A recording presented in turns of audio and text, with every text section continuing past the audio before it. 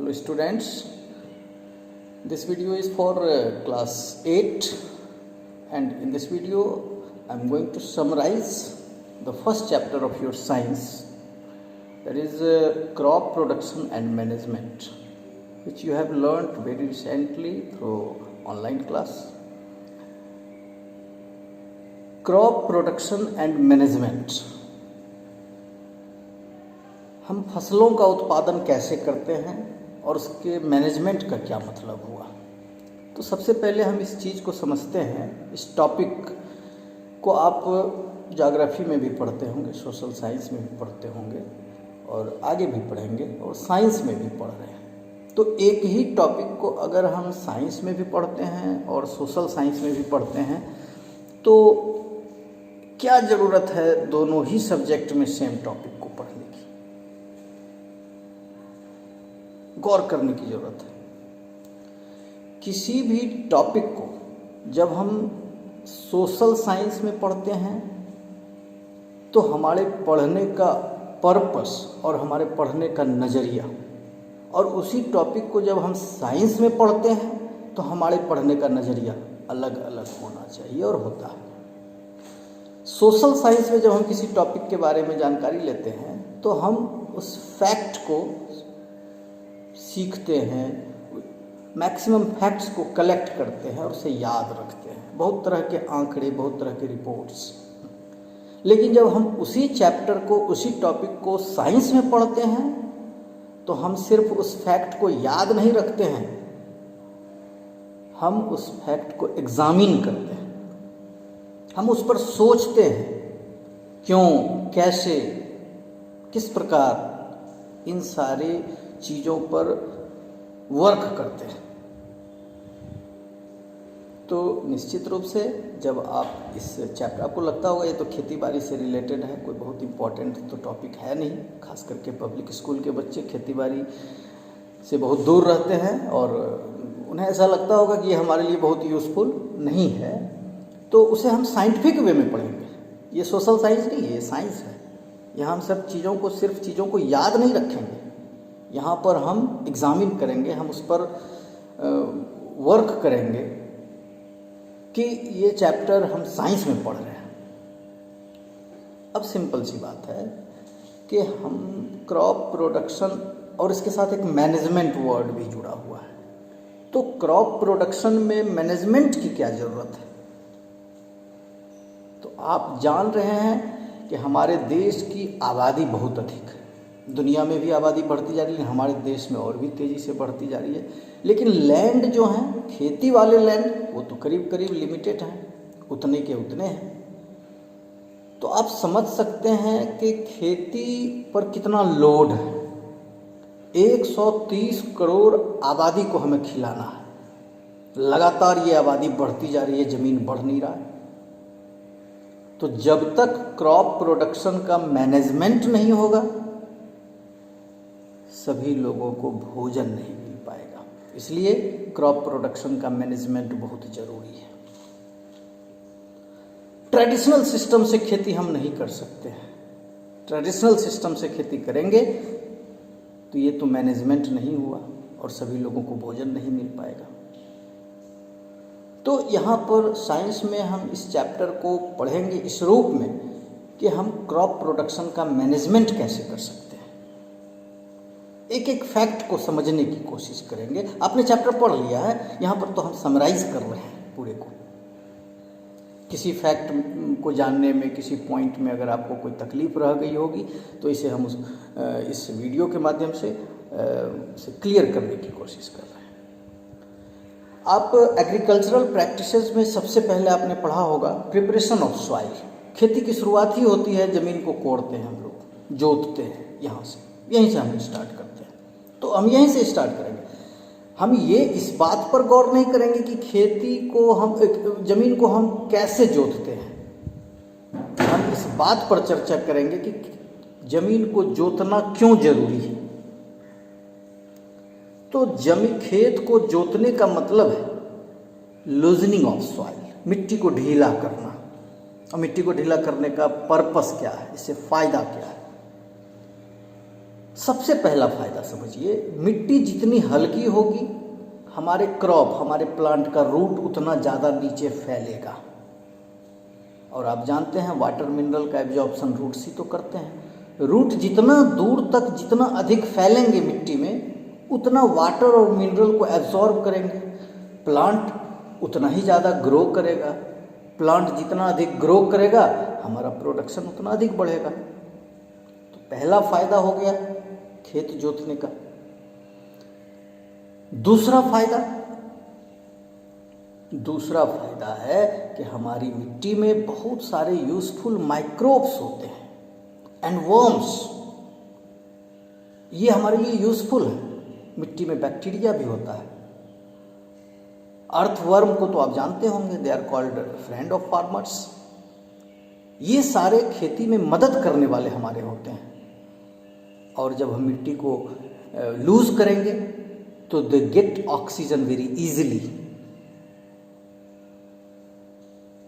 इन microbes का फायदा क्या है? इन माइक्रोब्स का फायदा यह है कि they help in replenishment of nutrients in our soil.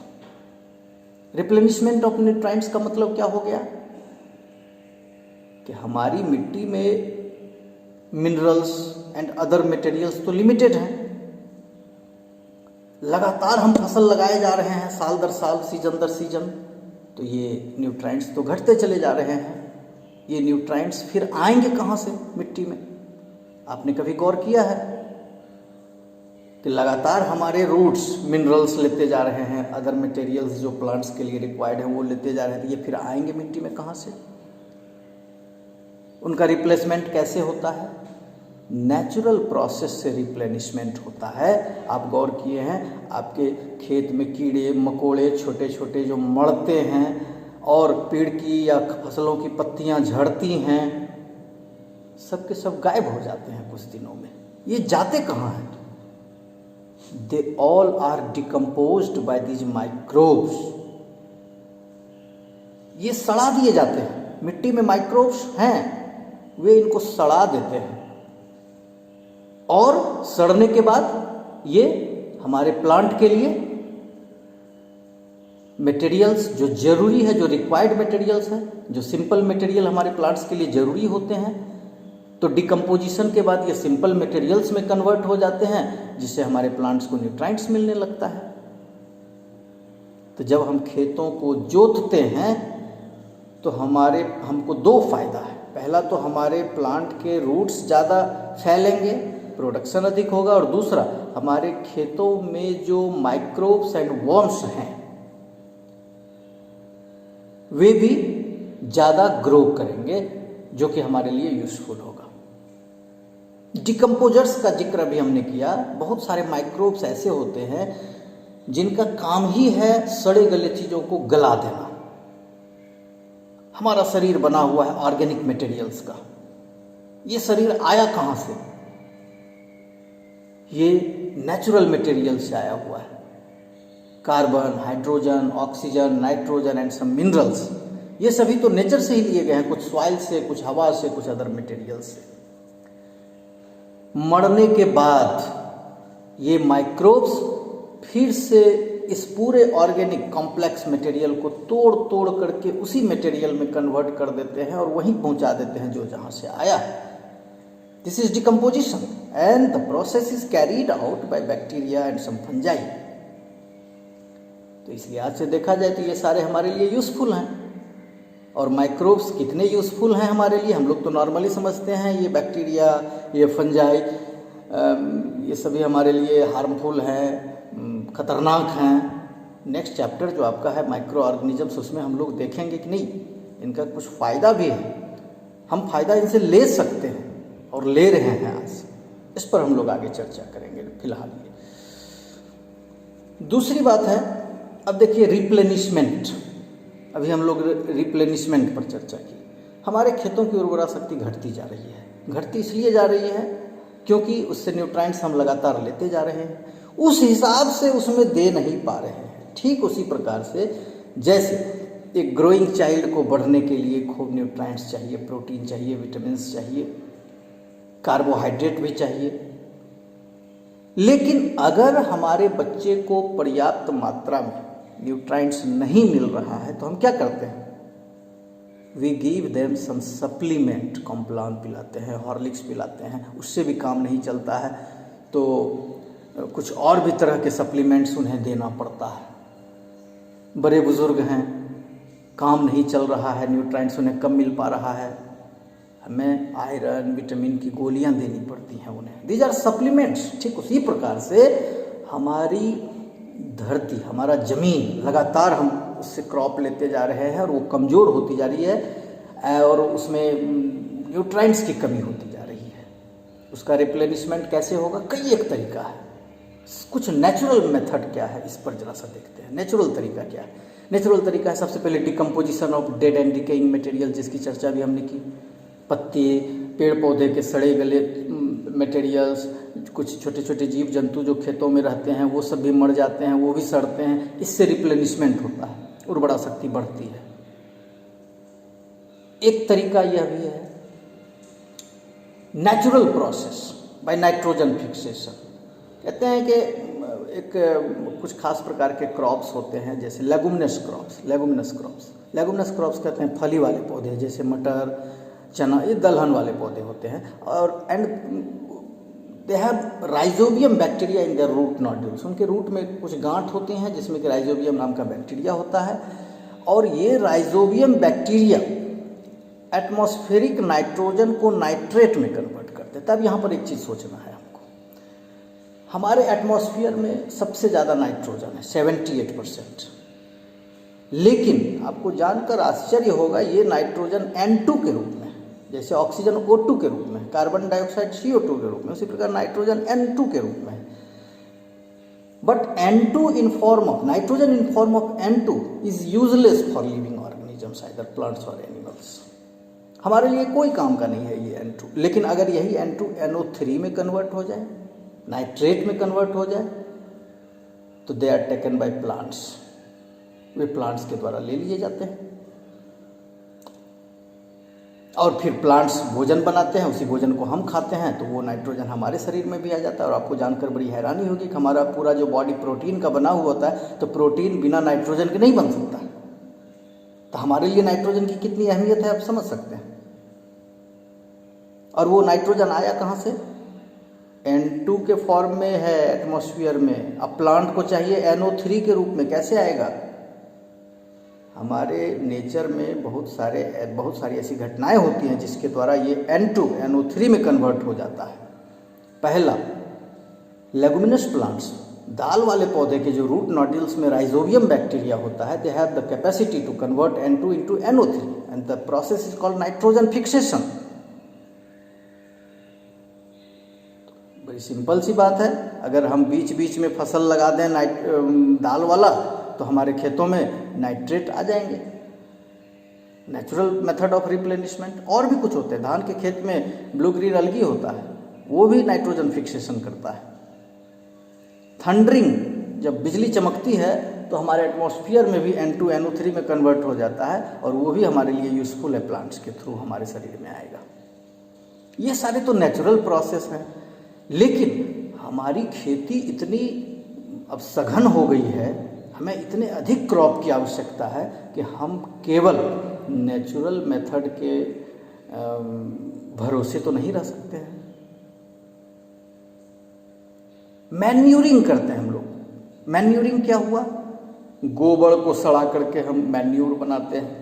कुछ और भी घर के जो ऑर्गेनिक मटेरियल्स हैं, जैसे सब्जी है, बचा कुचा छिलका है उसका, या पत्तियां हैं, या इस प्रकार के मटेरियल्स, और गोबर, घास फूस, सब को मिला करके हम सड़ाते हैं और उसका हम लोग मैन्यूर बनाते हैं।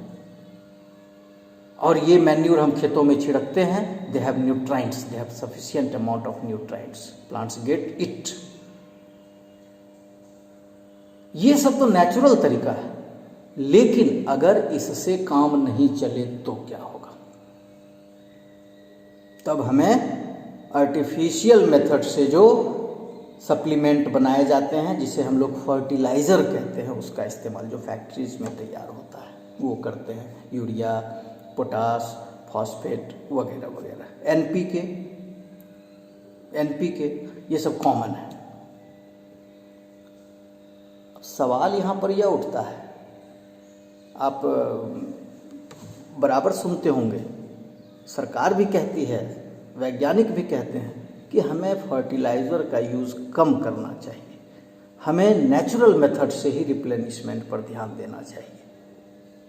ठीक उसी तरह से जैसे हमारे लिए दवाई बहुत अच्छी बात नहीं है दवाई का सेवन, उससे बढ़िया है कि हमें भोजन पर ध्यान देना चाहिए। लेकिन यहाँ पर एक फैक्ट यह भी है कि रिप्लेनिशमेंट अगर नेचुरल मेथड से नहीं हो पा रहा है तो फर्टिलाइज़र तो हमें यूज़ करना ही पड़ेगा लाचारी में। अब दोनों के अपने अपने फ़ायदे हैं। मैन्यूर्स का एक लिमिटेशन है, हम बहुत ज़्यादा तैयार नहीं कर सकते हैं। गोबर आपको तभी मिलेगा जब आप गाय भैंस पालेंगे, कैटल्स पालेंगे। अगर आप जानवर नहीं पा रहे हैं तो गोबर कहाँ से आएगा? किसी दूसरे से खरीदेंगे, वो तभी न देगा जब उसकी ज़रूरत समाप्त हो जाएगी, उसकी ज़रूरत पूरी हो जाएगी। इसकी बहुत कम संभावना है, तो गोबर मिलेगा नहीं आपको। आप कैसे बनाएंगे मैन्यूर? इसका ट्रांसपोर्टेशन थोड़ा मुश्किल होता है, दूर दराज से लाना बहुत मुश्किल होता है। तो कुल मिला इसका एक लिमिटेशन है तो अच्छा, लेकिन कुछ दिक्कतें हैं। और लाचारी में तब हम फर्टिलाइज़र का इस्तेमाल करते हैं जो कि मार्केट में अवेलेबल है, जितना बोरा चाहिए हम जाके ले आते हैं। लेकिन उससे नुकसान है। नुकसान क्या है तो वो केमिकल्स ना, केमिकल्स हैं तो नुकसान पहुंचाएंगे ही हमें। जैसे एक एग्जांपल समझिए, आप में से जितने भी खेती बाड़ी वाले परिवार से बिलोंग करते हैं, किसान फैमिली से बिलोंग करते हैं, उन निश्चित रूप से यूरिया का बोरा उनके घर में होगा। यूरिया हम खेतों में डालते हैं। ये यूरिया क्या है? अभी हमने कहा कि N2 नाइट्रोजन जो है N2 यूजलेस है। अगर N2 को NO3 में कन्वर्ट किया जाए, नाइट्रेट में कन्वर्ट किया जाए, they are useful for plants. वही NO3 है, यूरिया नाइट्रेट है, फैक्ट्री में बनाया गया है। लेकिन आप उसके बोड़ा पर देखिएगा, उसमें NO3 46% ही रहता है। 46% ही तो उसमें हमारे काम का चीज़ है, बाकी 54% क्या है? हमारे लिए यूजलेस मटेरियल्स। ये 54% जो यूजलेस मटेरियल्स हैं, ये क्या हो जाते हैं? 46% तो उसमें नाइट्रेट है, they are taken up by plants, by our crops. लेकिन बाकी का जो 54% है, they remain unused, undecomposed in soil, मिट्टी में ही रह जाते हैं, न उसड़ते हैं न गलते हैं। तो साल दर साल अगर हम यूरिया यूज़ कर रहे हैं तो 54% मात्रा तो यूजलेस मटेरियल से बना हुआ है और वो मिट्टी में ही रह जाता है। तो अब क्या होगा दिक्कत इससे? They are chemicals. इसका बहुत नुकसान है। बारिश के समय में पानी आया कस के, वो सारे मटेरियल्स जो हैं पानी के साथ बहेंगे और कहाँ चले जाएंगे? वाटर सोर्सेस, तालाब में चले जाएंगे, नदी में चले जाएंगे और वहाँ जा कर के पॉल्यूशन क्रिएट करेंगे। दूसरा नुकसान क्या है? जो सबसे हमारी मिट्टी को बंजर बना देते हैं ये मटेरियल्स।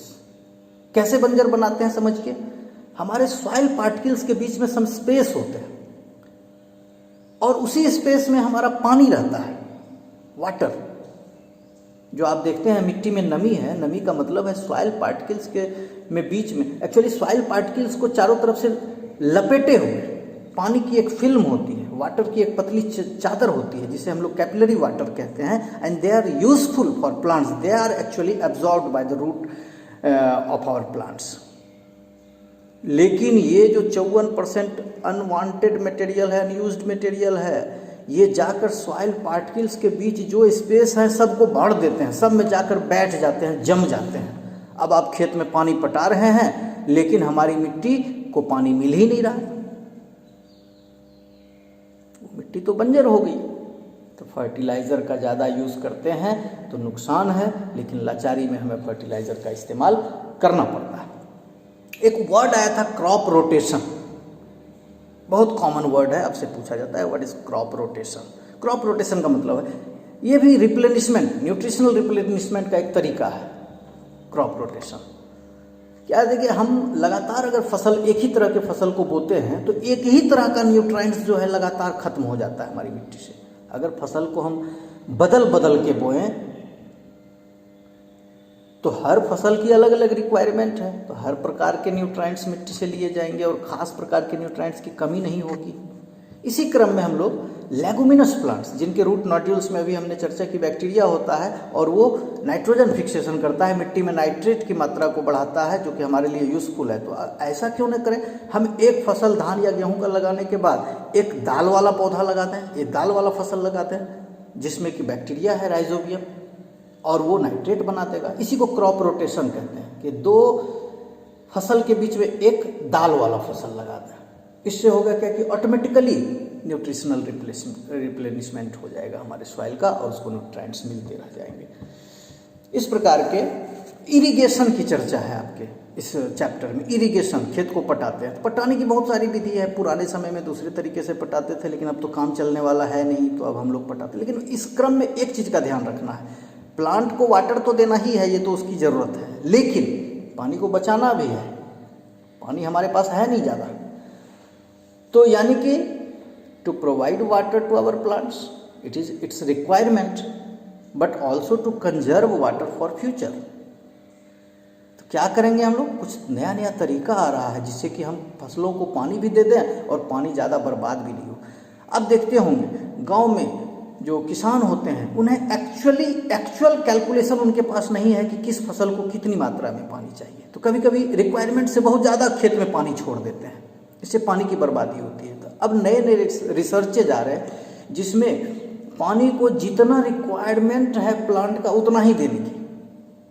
अब जैसे आप देखेंगे केले की फसल है, एक प्लांट यहाँ है, दूसरा प्लांट वहाँ है, बीच में 5-6 फीट का फासला है।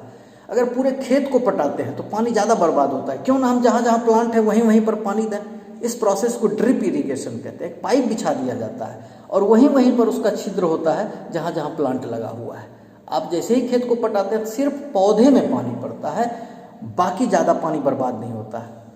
एक होता है स्प्रिंकलर भी, पाइप लगा हुआ है, उसमें एक नोजल है जो कि घूमता है और चारों तरफ पानी छिड़क देता है। ये सारा वहाँ पर यूज़ किया जाता है जहाँ सेलेक्टेड दूर दूर पर प्लांट्स होते हैं और प्लांट्स को वाटर का रिक्वायरमेंट लिमिटेड एरिया में ही होता है, हर जगह नहीं होता है। धान गेहूँ में ये संभव नहीं है, लेकिन मकई में संभव ये नहीं है, लेकिन कुछ फसलों में ऐसा संभव है। तो हम पानी भी बचाएंगे और खेत पौधे को पानी की ज़रूरत है वो भी देंगे। एक वीड्स की चर्चा हुई थी, weeds unwanted plants. These are unwanted plants and they grow with our crops and they compete with our crops. compete तो करेगा ही, हमारे फसल के साथ कंपटीशन कर रहा है। हम जो न्यूट्राइंट्स, जो मैन्योर फर्टिलाइजर दे रहे हैं अपने फसल के लिए, वो भी ले रहा है, तो हमारी फसल को इससे नुकसान हुआ। तो दे compete with our crops for nutrients, for water, for sunlight, जितना भी रिक्वायरमेंट है प्लांट के लिए, सब में वो कंपटीशन करने लगता है हमारे पौधे के साथ और हमारे पौधे को नुकसान करता है। तो उसको हटाना जरूरी है। तो हटाने की दो विधि, एक मैनुअल और दूसरा केमिकल मेथड। एक तो है कि चुन चुन करके हटाएगा। आप देखे होंगे गांव में धान की निकोनी होती है, उसमें से वीड्स को चुन चुन करके हटाते हैं हम लोग।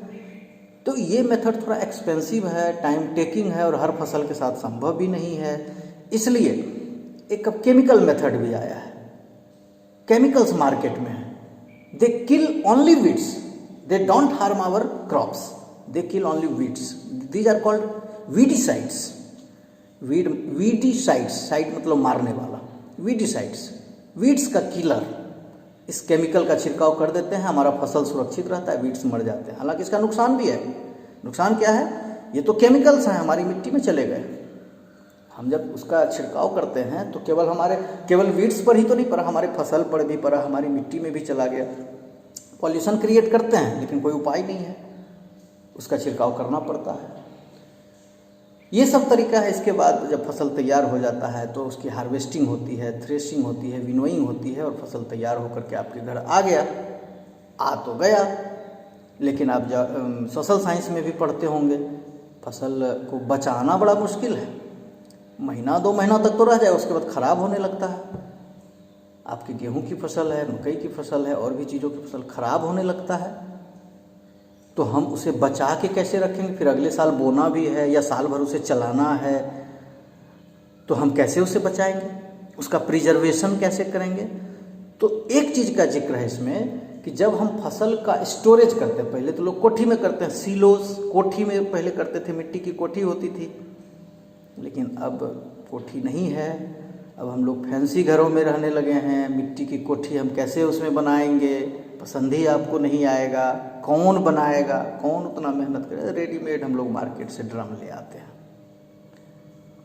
वो तो ठीक है, स्टोरेज तो हमने कर लिया, हमारा स्टोरेज एयर टाइट होना चाहिए, लेकिन स्टोरेज के पहले उस अनाज को बढ़िया ढंग से सुखा देना है। क्यों? उसमें मॉइस्चर नहीं रहना चाहिए। क्यों? अब आप अगले चैप्टर में पढ़ेंगे माइक्रो ऑर्गेनिज्म के बारे में कि they need moisture to grow, they need warmth to grow. अगर गर्मी मिल जाए और थोड़ी बहुत नमी मिल जाए तो माइक्रोब्स बड़ी तेज़ी से ग्रो करते हैं, बैक्टीरिया, फंगस, ये फंजाई वगैरह। तो हम अपने अनाज को सुखा देंगे, उसमें मॉइस्चर रहेगा ही नहीं, तनिक भी नहीं रहने देंगे, और भी तुरंत नहीं रखेंगे, नहीं तो फिर वार्मथ है, धूप से लाए हैं तुरंत रख देंगे तो वार्मथ, गर्मी है उसमें। हमको कोशिश करना है कि हमारा जो कोठी होता था सिलोस, उसमें अनाज सुखा दिए हैं तो ड्राई है और ठंडा भी रहता था। तो जैसे ही ड्राई हो गया और ठंडा हो गया, माइक्रोब उसमें ग्रो ही नहीं कर सकता है। लेकिन जैसे ही गर्मी मिल गई माइक्रोब को और थोड़ा मॉइस्चर मिल गया, वो ग्रो करेंगे और हमारे फसल को बर्बाद कर देंगे। तो इसीलिए अनाज को रखने के पहले उसे बढ़िया ढंग से सुखाया जाता है और तब उसे आराम से ठंडा करके रखा जाता है। ये सारा तरीका कोल्ड स्टोरेज में भी देखेंगे, ठंडा में इसीलिए रखा जाता है क्योंकि ठंडा में ठंडक जहाँ रहती है, फ्रीज में सामान क्यों नहीं खराब होता है, क्योंकि वहाँ पर माइक्रोब ग्रो नहीं कर पाते हैं, क्योंकि माइक्रोब को ग्रो करने के लिए गर्मी चाहिए और मॉइस्चर चाहिए, दो चीज़ चाहिए। तो ये सारे कुछ पॉइंट्स थे जिसका कि जिक्र इस चैप्टर में। खरीफ रबी फसल का जिक्र हुआ है। खरीफ रबी के बारे में हमने ऑनलाइन क्लास के थ्रू समझाने की कोशिश की थी कि खरीफ रबी कटता कब है इस पर मत जाइए, उसे बोया कब जाता है। जाड़े में बोया गया, दिसंबर में बोया गया, नवंबर में बोया गया, वो रबी है।